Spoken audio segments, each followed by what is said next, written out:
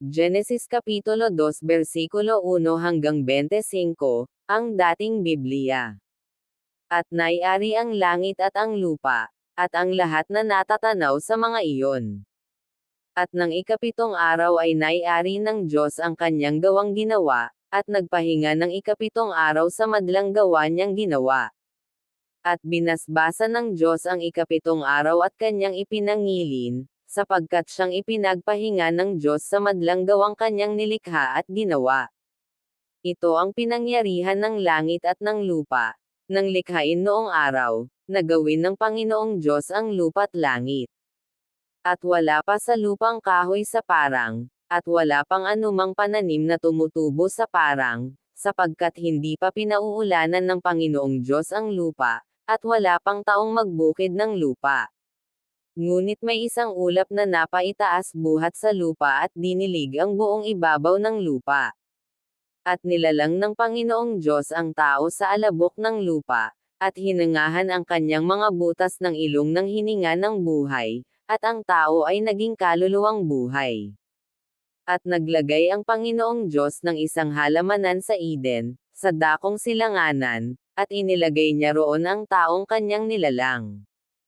At pinatubo ng Panginoong Diyos sa lupa ang lahat na punong kahoy na nakalulugod sa paningin, at mabubuting kanin, gayon din ang punong kahoy ng buhay sa gitna ng halamanan, at ang punong kahoy ng pagkakilala ng mabuti at masama.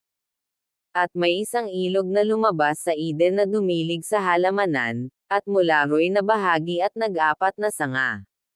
Ang pangalan ng una ay Paisan, na siyang lumiligid sa buong lupain ng Havila, na do'y may ginto. At ang ginto sa lupang yao'y mabuti, mayroon din naman dong bedelyo at batong onyx. At ang pangalan ng ikalawang ilog ay Gihon, na siyang lumiligid sa buong lupain ng Cush. At ang pangalan ng ikatlong ilog ay Hiddekel, na siyang umaagos sa tapat ng Assyria. At ang ikaapat na ilog ay ang Euphrates. At kinuha ng Panginoong Diyos ang lalaki at inilagay sa halamanan ng Eden, upang kanyang alagaan at ingatan. At iniutos ng Panginoong Diyos sa lalaki, na sinabi, sa lahat ng punong kahoy sa halamanan ay makakakain ka na may kalayaan, datapwat sa kahoy ng pagkakilala ng mabuti at masama ay huwag kang kakain, sapagkat sa araw na ikaw ay kumain niyaon ay walang pagsalang mamamatay ka. At sinabi ng Panginoong Diyos, hindi mabuti na ang lalaki ay mag-isa, siya'y elalalang ko ng isang katulong niya. At nilalang ng Panginoong Diyos sa lupa ang lahat ng hayop sa parang at ang lahat ng ibon sa himpapawid, at pinagdadala sa lalaki upang maalaman kung anong itatawag niya sa mga iyon, at ang bawat itinawag ng lalaki sa bawat kinapal na may buhay ay yaon ang naging pangalan ni yaon.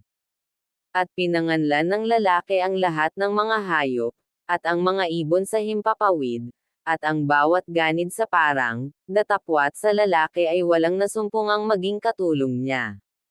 At hinulugan ng Panginoong Diyos ng di koasang himbing ang lalaki, at siya'y natulog, at kinuha ang isa sa kanyang mga tadyang at pinapaghilom ang laman sa dakong yaon. At ang tadyang na kinuha ng Panginoong Diyos sa lalaki ay ginawang isang babae, at ito'y dinala niya sa lalaki. At sinabi ng lalaki, ito nga'y buto ng aking mga buto at laman ng aking laman, siya'y tatawaging babae, sapagkat sa lalaki siya kinuha. Kaya't iiwan ng lalaki ang kanyang ama at ang kanyang ina, at makikipisan sa kanyang asawa, at sila'y magiging isang laman. At sila'y kapwa-hubad, ang lalaki at ang kanyang asawa, at sila'y hindi nagkakahiyaan.